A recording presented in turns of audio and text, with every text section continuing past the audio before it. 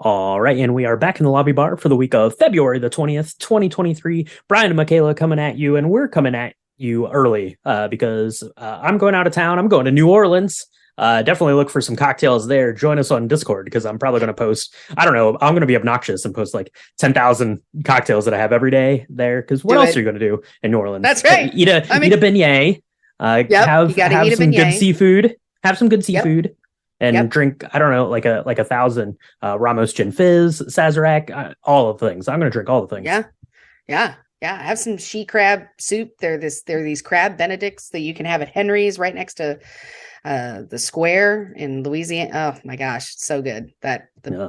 Yeah, do it all. Eat all the things, drink all the things. It's gonna be great. Yeah. Well, and this is like a post Valentine's Day trip for you and your lovely bride.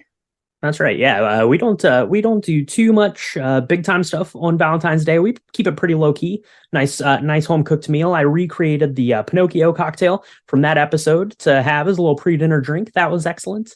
And then yeah, gonna get out of town for a few days. But we wanted to come in with a lobby bar. We wanted to make sure that everyone had a good cocktail. In case you had some post Valentine's Day blues. We're going with a classic. This is a classic cocktail. This is a classic for a brunch, for a fancy dinner, for a girls' night out, guys' night out. Anyone can have this. This is the best. Michaela, what do you think about a Cosmo?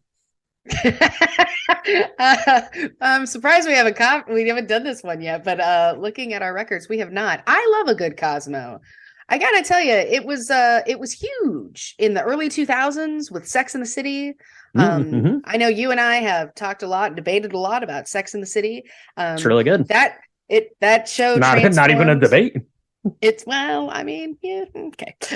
Just depends on what you think. It didn't age well, let's just say that. But at the Mm. time, it transformed the way a single girl living in the big city with a bunch of girlfriends, like the way she navigated life. And one of the things, Samantha, I think, she loved a good Cosmo. There was a lot of drinking Cosmos, and so I remember wanting to be like, I don't know, one of them. I don't know which one, but I was like, I'm going to drink a Cosmo. And that was probably my first like go-to cocktail. So I'm actually really excited to share this.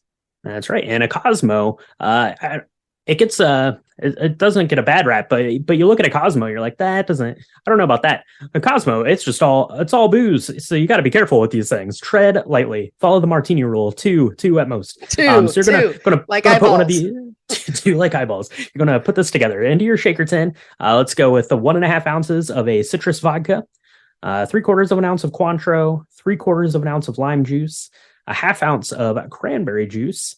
You're going to give that a shake with some ice, or you can stir it if you want to keep that crystal clear. That's always a good idea if you're making a very fancy martini. And then you're going to pour that into your chilled martini glass. Garnish it with a lime wedge if you feel so inclined. You don't have to. You could throw a couple cranberries in there. That would be nice. Orange slice or a little bit of orange peel in there. Kind of dealer's choice when it comes to that. But then you're going to hold it up to the lights. You're going to look at that beautiful pinkish red hue. You're going to drink it, and it's delicious. That's going to cure you of any post Valentine's Day blues you might be having. That is so true. It is. I gotta say, I haven't had one in a while. But if it's done right, it is glorious. It's a beautiful pink hue, which of course is my favorite thing ever. It's not too bitter or sour, rather, from the lime lemon kind of concoction. It's not too sweet because you don't want to have tons of these. Like I said, eyeballs, two is the max. Okay. Yeah, it's real tasty stuff. And it's not hard to make, as you've just described.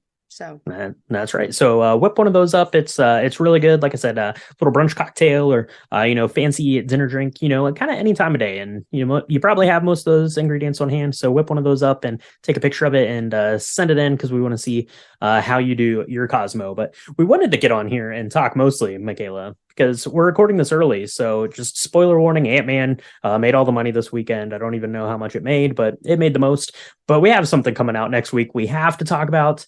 I heard about this at first, and I'm like, you know what? That sounds dumb. I'm not excited about this at all. But I'm excited to see our new director here, Elizabeth Banks, leading the way. We got Ray Liotta. We've got Kerry Russell. It's Cocaine Bear, Michaela. Cocaine Bear. Cocaine Bear. So I thought this was a joke somebody had said, and I think it might have been you.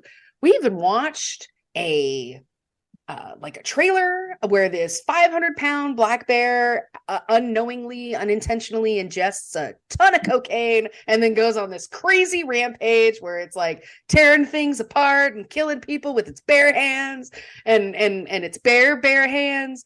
And I was like, no, this isn't real. But apparently it's real, everybody. It is real. It is rated R. It's only an hour and 35 minutes, which means it's going to be awful, but we are going to watch it. I can't wait to see this in the theater. I can't wait to go. I can't believe it's actually having a worldwide like no.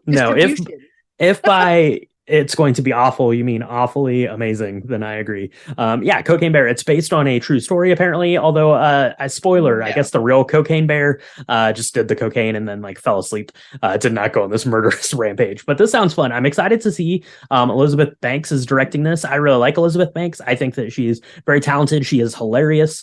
I think she's done a bunch of good stuff, so I'm interested to see how she does directing. That's going to be fantastic. I think she's going to bring her kind of sense of humor to it, which I find really funny. So I don't know, Cocaine Bear, I'm excited about it for sure. Yeah. Well, and if anybody goes to see this in the theater before us, please get on our Discord. Send us a picture. Send us a review. 30-second review. I gotta hear more about this. Got to. I can't wait for this. And you know what? Oscar watch is on hold until I see Cocaine Bear. That is the most important. I'm going to go to New Orleans, then I'm going to come back and watch Cocaine Bear. That's how it's going to work. So I don't know. Let us know at home if you're planning to make it out to see Cocaine Bear. Let us know if you saw Ant-Man and the Wasp. We'll be talking about that next week on the main episode, so keep an eye for that. And this week on the main episode, we're talking about an Oscar hopeful in the cinematography category. That is Empire of Light. We have a really good chat coming your way about that and a really fun cocktail. So let us know what you think about all that stuff. Let us know if you whip up a Cosmo. And for now, Michaela, I better start packing because I gotta go find myself a Sazerac. All right. Well, bon voyage. See you next time on the Lobby Bar.